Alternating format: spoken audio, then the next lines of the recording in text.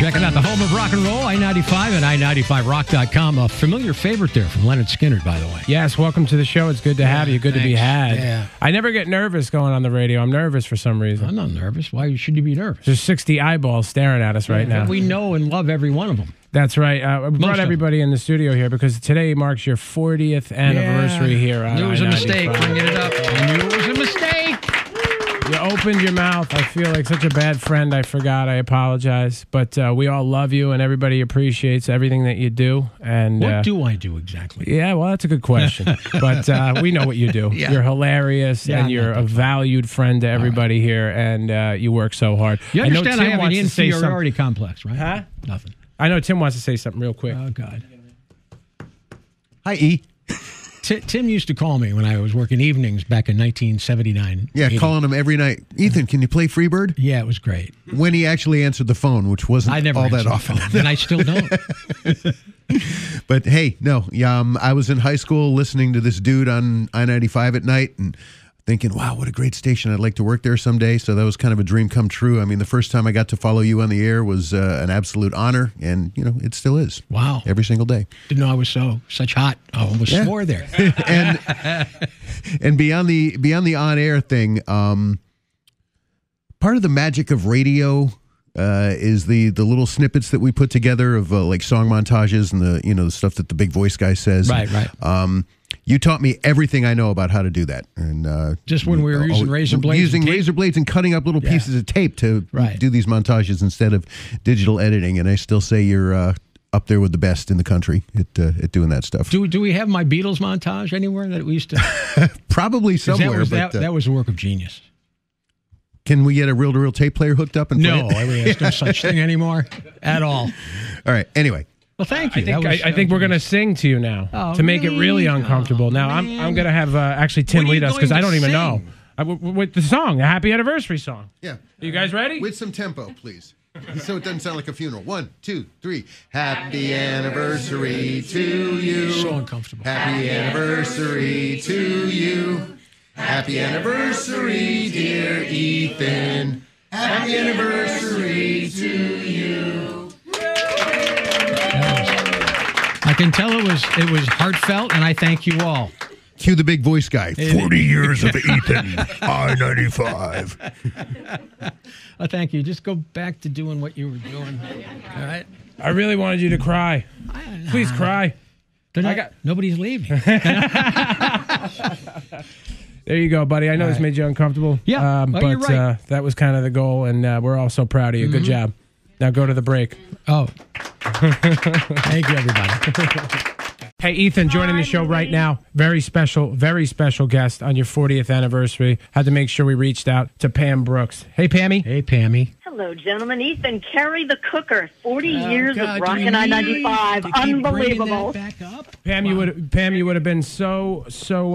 I don't know what's the word. You and I would have been spending the rest of the afternoon talking about the moment that just took place about a half an hour ago, where I insisted that everybody come in here and sing a happy anniversary to Ethan. That was so uncomfortable. I've never gotten so many backhanded FUs for asking people to do a nice thing.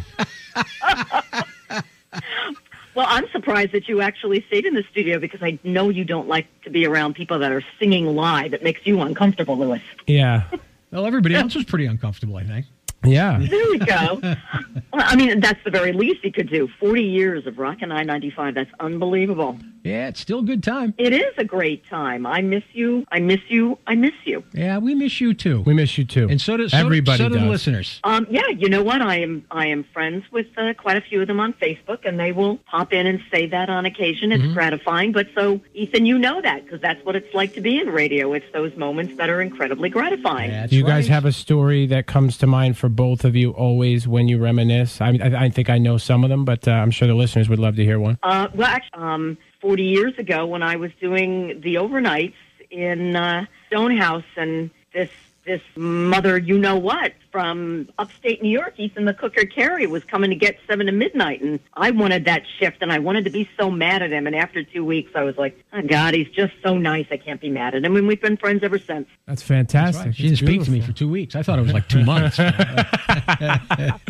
One of my favorite stories about Pammy is when Billy Squire came to visit at the Stone House. And Pammy did her usual thing, sat on his lap during the interview and chatted him up. And talk about the stroke, huh? Right. Yeah, baby. Yeah, I mean, yeah. Isn't that why you're the rock radio chick? That's I mean, you right. get those moments. You get to, sidle on up to people. That's- Remember when we screamed at each other across the arena at Steely Dan? Yes. And was it just Steely Dan? We were sitting. I was sitting in the same row as you were. Was it for Steely Dan or was it for Billy Joel? No, it was Steely Dan, and we were in the same. Yeah, we did. We hadn't seen each other in years. Mm-hmm. Yeah. And then some of my favorite times with the both of you are those legendary Connecticut snowstorms. Oh, yeah, things that I don't get to experience anymore because I live in Florida, you say. Florida, you say. Florida. That's what it brings me to my next point. I wanted to thank you to take, taking a break from taking pictures of your feet by the pool and reminding us how warm it is there to call Ethan on his anniversary.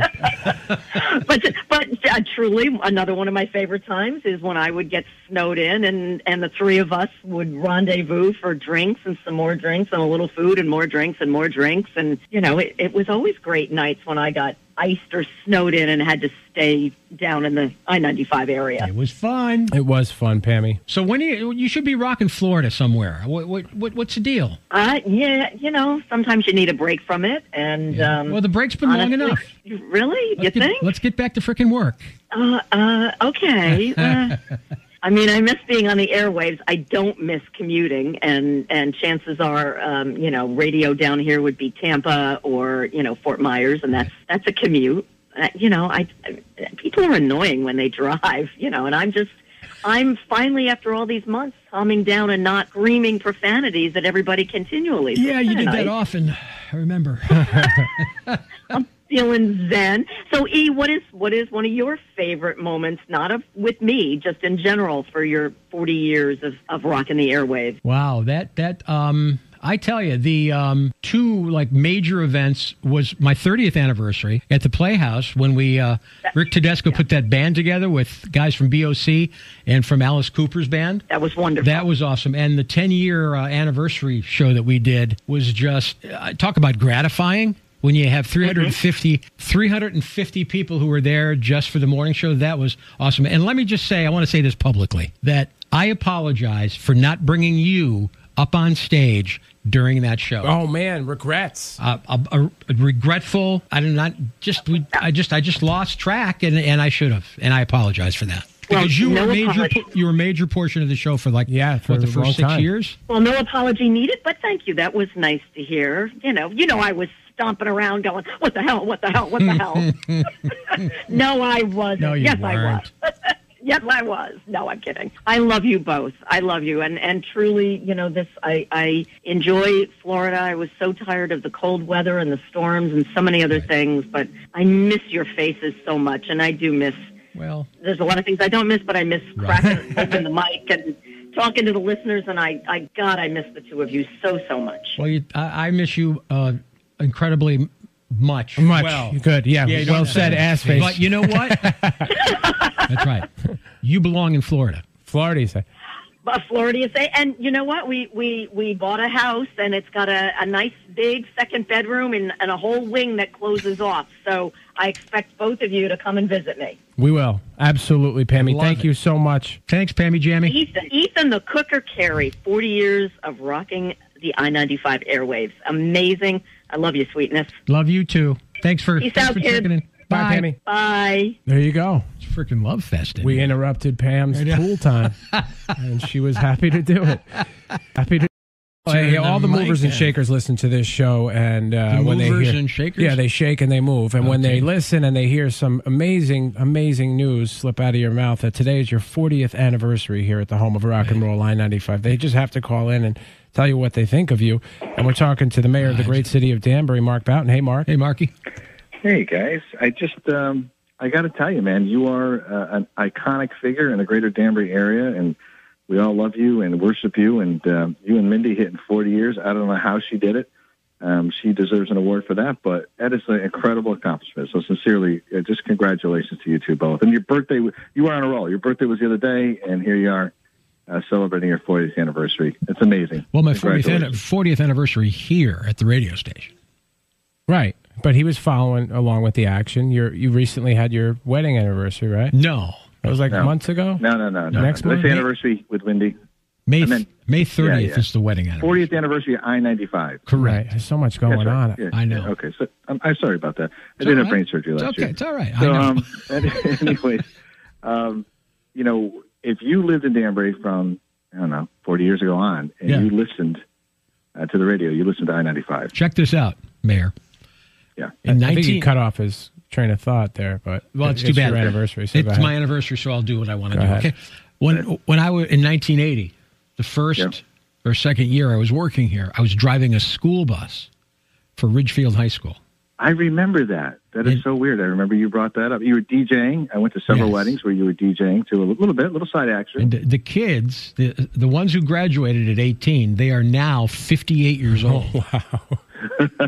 It's just amazing that I am still on this planet. Yeah. And you look great. You smell terrific. Do you? Yeah, you do look good too, by the way. But hey, we grew up with I-95 around here, and it was with the cooker. I mean, so it's all you good. had to bring that up. I used to listen to Ethan on the middle school and high school bus. And my dad he used to go to I-95 events and get T-shirts.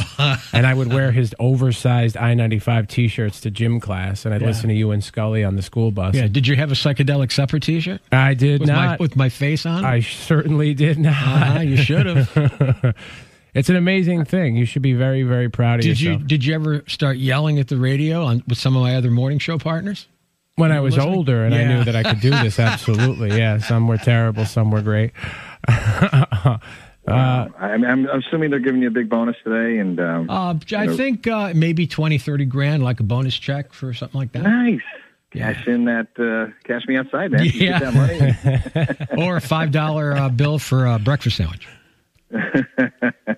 Well, I had to call in and just tell you what an icon you are, and I know how much good you've done for the community too. Let's not forget about the countless amounts of fundraising activities, can collections, food drives, people in need.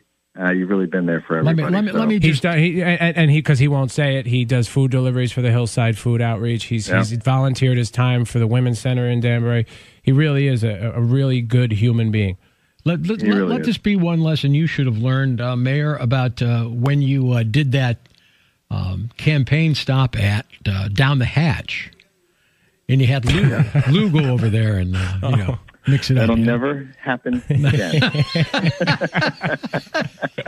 Ethan, you are the preferred vendor if you're available. I'll take some shots on your anniversary. Mayor, thanks for calling in. It really means a lot 40 to me. years, man. Yeah. Still have a beer tonight. I'll have several.